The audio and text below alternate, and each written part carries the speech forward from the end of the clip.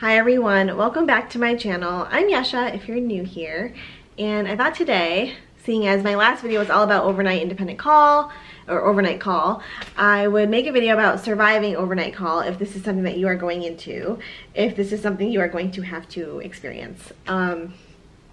I think that most specialties do have to take some sort of call, and if you are doing in-house call, I hope that these tips help you in some way. And before we go any further, I would really appreciate if you would like and subscribe to my channel if you are new here. It would really help me out. And yeah, let's get into it. Okay, so I have a bunch of notes here about how to survive call.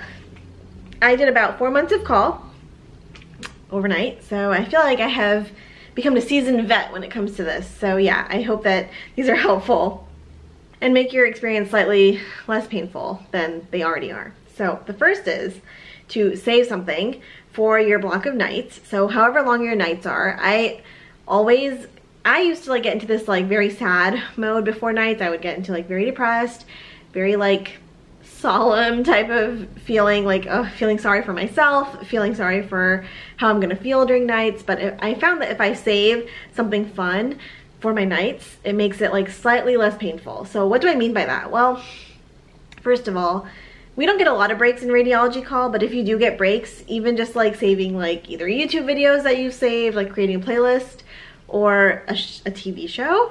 For me, it was Bridgerton. So anytime I would come home from the hospital, Bridgerton season 2, I would turn on Bridgerton and I would watch at least half of an episode before I went to sleep for the day.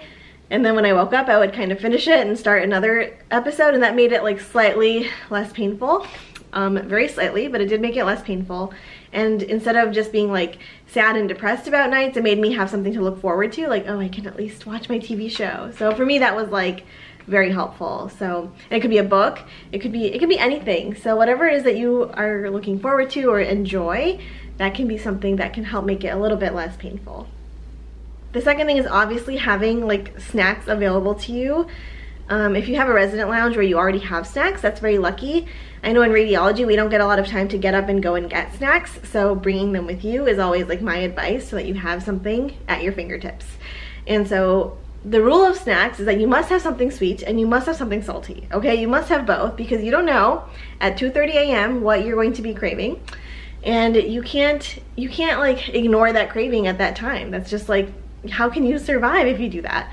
I remember this week actually I forgot to put in a salty snack, and I was so mad because all I wanted was something salty. I had so many sweet things and all I wanted was something salty, and I just didn't have anything that I could eat that was salty, and I was so bummed. So don't be like me, go prepared, and don't forget to replenish your snacks when you come home and you realize that you ate your salty snack last night, that you need to like obviously put in a new one. And my favorites are like peanut butter crackers, Cliff bars are really good overnight. Things that will actually keep you full, that will give you like real sustenance. The mini Lara bars are really good, even the full-size ones. I mean, whatever, potato chips, like whatever it takes to help get you through that night. I totally wholeheartedly support bringing that with you. And to go along with that, I think you also need good beverages. I always take 3. It may be excessive, but for me, I need 3. I need coffee or some sort of warm drink. I need something sparkling, so whether that's either sparkling water or Coke Zero, depending what I take for dinner.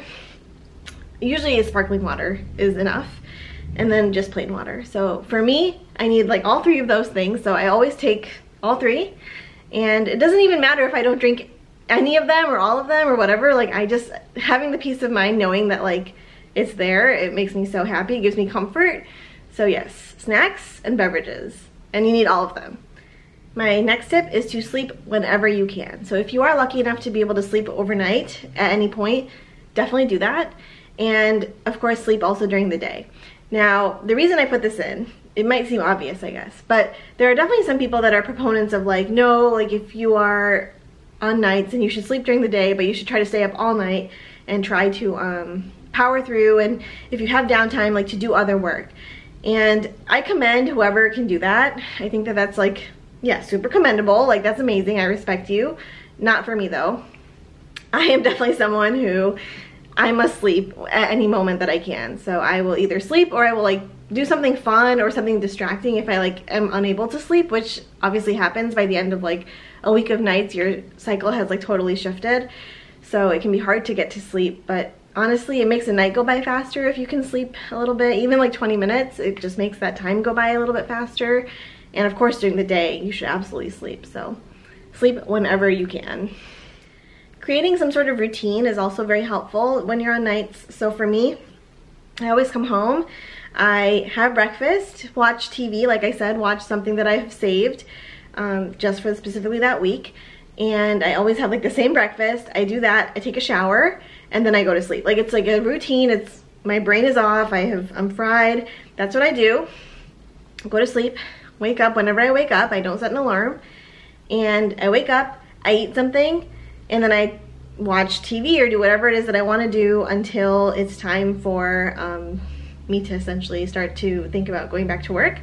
And then I will start to prepare all of my snacks and everything, and then get ready and go to work. So for me, that's like, it's pretty much a non-negotiable that week. Obviously, this is going to change if you have children and other things to do during the week. For me, I really keep it very low-key during that week. I have no responsibilities, and this is like my routine. So I am essentially on autopilot for the full week. Which brings me to my next point, which is don't plan anything for your week of nights. Like, don't put that pressure on yourself. It can be really easy in residency to feel like you're on a hamster wheel where you must not stop, you must not respond to an email right away, you must not like ignore things. I'm going to just venture off and say like, look, do what's best for you and your mental health when you're on these difficult parts of your residency, okay? You do not need to, it's what? Survive, not thrive. You don't have to do the most during your nights. You just need to get through them.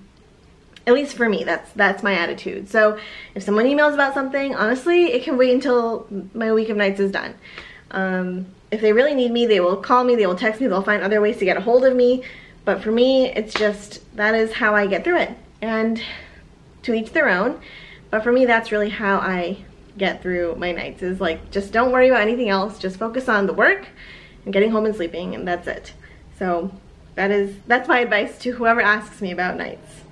Depending on how long your nights are, so we have some nights that are like 12 or 13 hours and then other nights that are closer to just like 10 hours. And those few hours make a huge difference in the number of hours that you have at home. And so if I am on a shorter night call, I think it is possible to maybe do something productive during the day. And my goal for those days is to do one productive thing, one thing. It might be responding to one single email, or I don't know, doing one thing that I find productive. It's really all about small goals during that week. But again, don't put pressure on yourself, but if you are someone who feels like you must do something, just do one thing, pick it, do it, be done with it. And then my last tip for nights is to plan something that you are really looking forward to for when your nights are done. I'm really lucky that I'm at a program where we got a 4-day weekend whenever we were done with our nights. So we would finish on a Thursday morning, we're done until Sunday. And I always tried to plan something for that weekend, whether I'm in that weekend right now, and it can be anything. I mean, going on a trip, you'll be amazed at how much energy you have once you're done with your nights. Like, I have definitely gone straight from my overnight to like getting on a flight and going to, I think I went to California for like one of my pre-wedding like ceremonies essentially, and all of a sudden your sleep cycle will like magically shift back and you're a human again.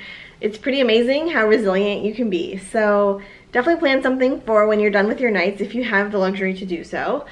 And even if it's nothing but like binge watching some sort of TV show marathon, that's fine. Just have something to look forward to, because that is what makes your nights better.